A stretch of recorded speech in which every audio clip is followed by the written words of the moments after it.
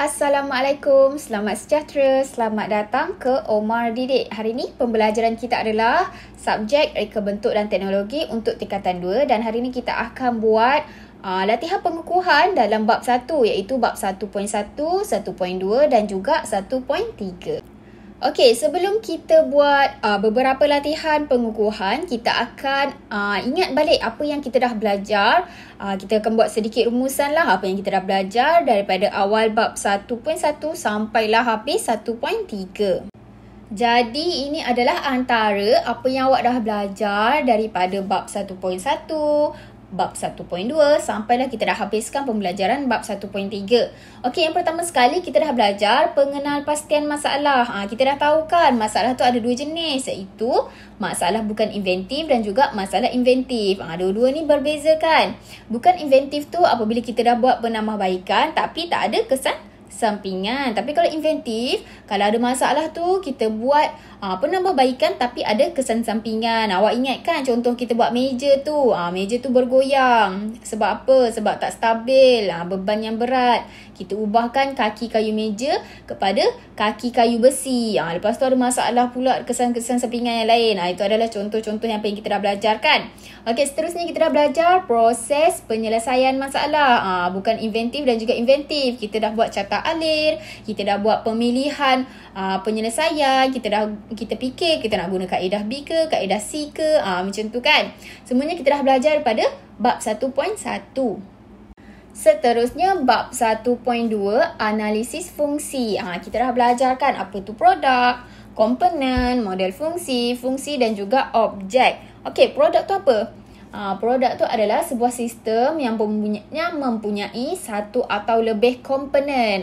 Sudah tentulah kan produk tu kena ada komponen untuk menjadi penyokong kepada produk. Contohnya kerusi. Kerusi kena ada penyandar, kena ada tempat duduk, kita kena ada kaki kerusi, ada kerangka dan sebagainya. Itu adalah contohlah komponen dan juga produk.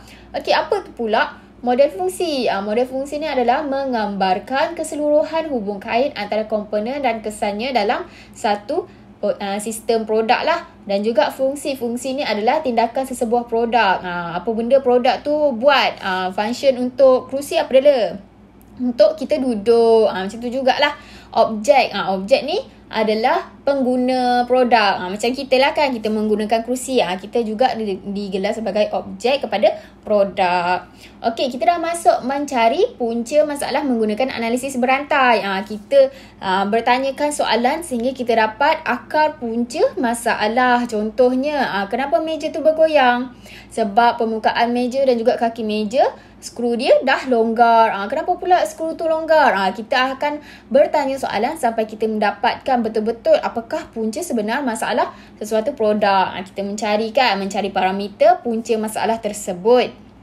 Seterusnya bab 1.3 percanggahan fizikal. Ini kita tengok pada luaran kan. Contohnya meja. Komponen bertentangan dengan berat adalah ringan. Kalau besar kecil, kalau tinggi lawannya rendah. Itu adalah antara kita yang belajar kan percanggahan fizikal tu komponen yang bertentangan. Dan juga kita dah belajar prinsip inventif. Kita ada dua kan, pemisahan ruang dan juga pemisahan masa. Setiap pemisahan ruang dan masa ni kita ada 7 prinsip inventif. Contohnya kedinamikan, tindakan awal, pengekstrakan, kualitas tempat, tindakan keterlaluan dan sebagainya. Banyak lagi lah kan kita dah belajar.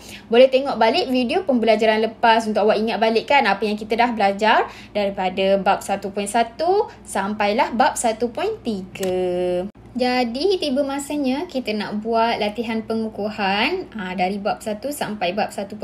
Ini keseluruhan pengukuhan lah. Kita nak tahu kita faham ke tak apa yang kita dah belajar daripada awal. Okey, boleh buka muka surat 21 dalam buku teks RBT tingkatan 2. Okey, kita pergi bahagian A dulu. Nombor 1, isi tempat kosong dengan jawapan yang betul. A. Masalah apa?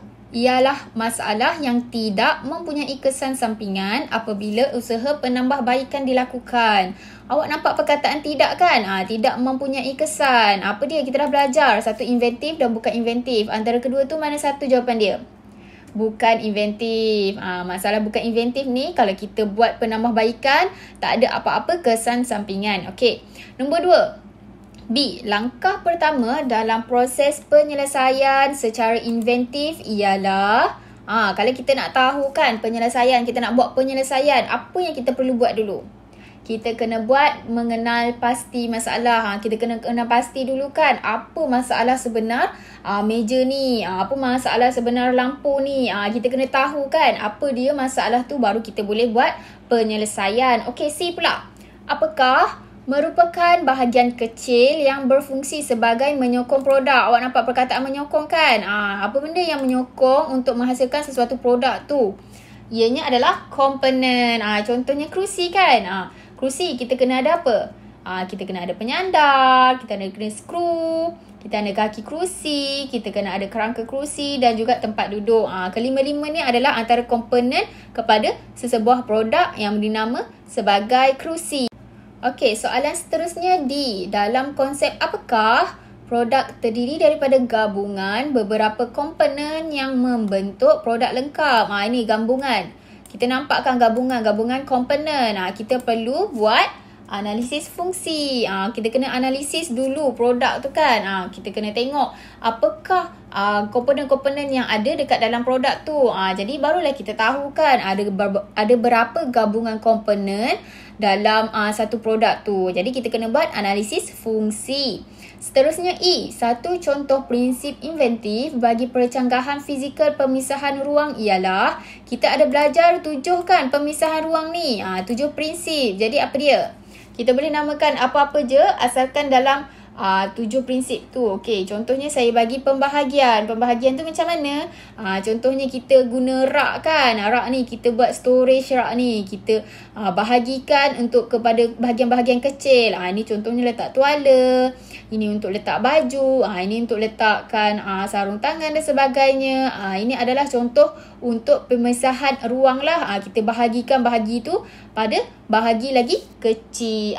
Kita boleh juga letak nama lain. Bahagian serakan, filem nipis, penyarangan, kualiti setempat, pengantara dan juga tidak simetri. Semua ni jawapan dia jawapan betul lah. Kalau tak nak letak pembahagian, jawapan lain pun boleh.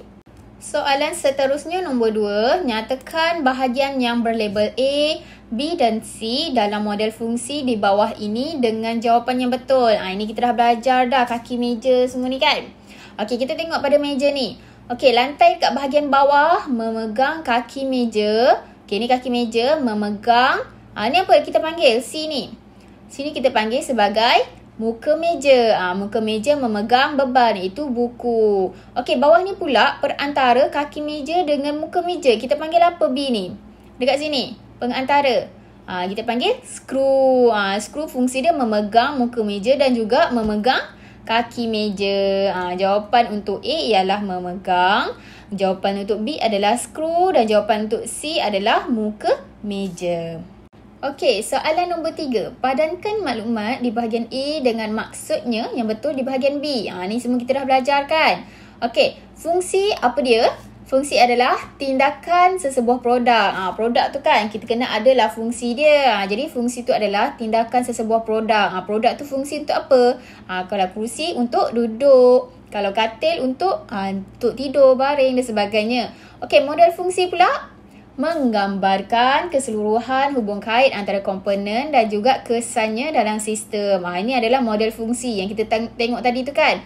Lantai memegang kaki meja memegang muka meja. Itu adalah model fungsi. Dan juga komponen. Komponen ni adalah bahagian-bahagian kecil yang berfungsi untuk menyokong sistem produk. Kalau produk tu kita kena ada komponen lah, baru kita hasilkan produk yang lengkap. Okey, kita pergi pada bahagian B. Nombor 1. Sebuah bangku berkeadaan tidak stabil kerana saiz kakinya terlalu tinggi. Tengok ni, saiz kaki terlalu tinggi. Lakukan pengubahsuaian pada bangku tersebut agar dapat digunakan semula. Okey, kenal pastikan masalah utama. Masalah utama kat sini apa? Kaki bangku ni terlalu tinggi. Jadi susah untuk digunakan. Awak letakkan dalam ayat. Contohnya macam ni. Masalah utama yang dikenal pasti daripada situasi ini adalah keadaan kerusi yang tidak stabil dan tidak selamat untuk digunakan kerana kakinya yang dibuat terlalu tinggi. Ini masalah utama kan, kaki terlalu tinggi, tak selamat, tak stabil. Kita kena tulis balik dekat dalam bentuk ayat. Soalan seterusnya, klasifikasikan jenis masalah tersebut. Kita dah belajar 2 jenis kan? Masalah bukan inventif dan juga masalah inventif. Agak-agak kerusi ni masalah apa?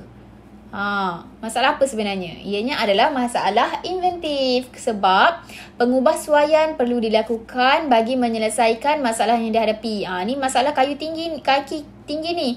Jadi kita kena buat pengubahsuaian. Mesti ada kesan sampingan. Dia bukan macam pisau lepas asah terus boleh guna. Tapi kita kena buat pengubahsuaian pada kerusi ni. Jadi ini adalah masalah jenis inventif. Okey, soalan terakhir, bina satu gambar rajah model fungsi bagi bangku tersebut. Tadi masalah kerusi tu kaki terlalu tinggi kan? Bahaya, tidak selamat digunakan, tidak stabil. Jadi kita bina satu rajah gambar model yang boleh kita buat penambahbaikan. Contohnya macam ni. Kerusi boleh laras. Kita boleh laras ikut ketinggian kepada pengguna kan. Kalau pengguna tu tinggi, boleh laras ikut ketinggian dia lah. Kalau rendah, boleh ikut laras ketinggian kerendahan dia kan. Ikut pada keselesaan pengguna. Dan juga kita boleh guna kaki yang banyak. Jadi kalau kita gunakan kaki kerusi yang banyak, dia akan jadi lebih stabil kan. Berbanding tadi, gambar tadi kita punya kerusi tu dah lah tinggi, terlalu panjang kakinya. Lepas tu kita gunakan material yang mungkin tidak kukuh dan sebagainya. Jadi kita buat penambahbaikan yang lain. Ataupun awak nak bina kerusi yang boleh lipat, foldable chair. Kita boleh bina kerusi yang boleh dilipat dan mudah disimpan. Jadi saiz pun kita buat saiz yang overall, saiz yang boleh digunakan ikut keselesaan pengguna. Jadi itu sahaja pembelajaran kita hari ini. Semoga ianya bermanfaat. Terima kasih kerana sudi menonton.